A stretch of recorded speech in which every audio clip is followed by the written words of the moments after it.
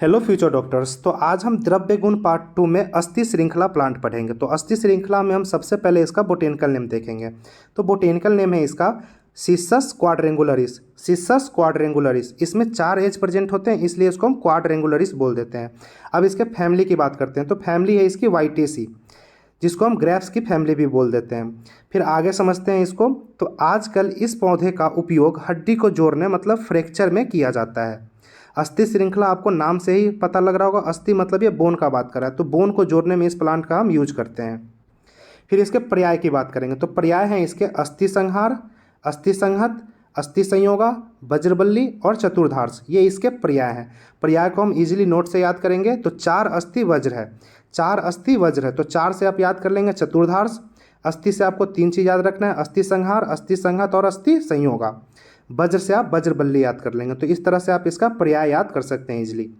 अब इसके मॉर्फोलॉजी की बात करते हैं। तो मॉर्फोलॉजी में अस्थि श्रृंखला एक लता है जिसका हरा तथा चतुष्कोणीय डंडल होता है, जिसके बीच में गांठें होती है, इसलिए यह श्रृंखला का कार्य करता है।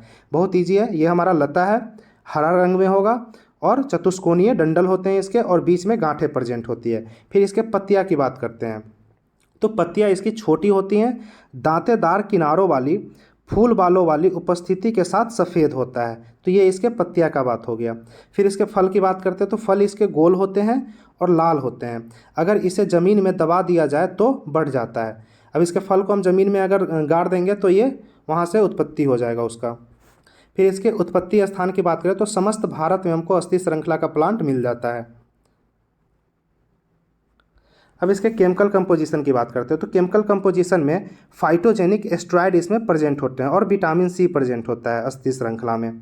फिर इसके रस पंचक की बात करते हैं। तो रस पंचक में रस इसका मधुर है, गुण इसके लघु और रुक्ष है, विपाक इसका मधुर है और वीर्य इसका उष्ण है। तो इस तरह से इसके रस पंचक की बात हो गई। आप अगर आपको इसका ट्रिक चाहिए होगा तो आप कमेंट में डाल देना।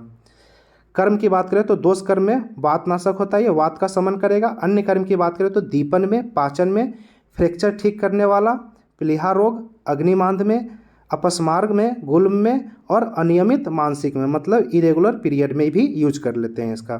प्रयोजांग की बात करें तो पंचांग हम इसका यूज में लेते हैं। मात्रा की बात करें तो पत्ती का रस 10 से 15 ml, पत्ते का रस हमको 10 से 15 ml लेना है। पाउडर की बात करें तो 2 से 4 ग्राम इसका हम पाउडर के फॉर्म में यूज करेंगे। काढ़ा अगर हमें इसका लेना है तो 50 से 100 ml काढ़ा ले लेंगे। बाह्य प्रयोग की बात करें तो इसमें रक्त को रोकने और जोड़ने के गुण होते हैं, रक्त को रोकने और जोड़ने के गुण होते हैं। बोन फ्रैक्चर, नाक से खून बहने पर इसका हम बाह्य यूज कर लेते हैं।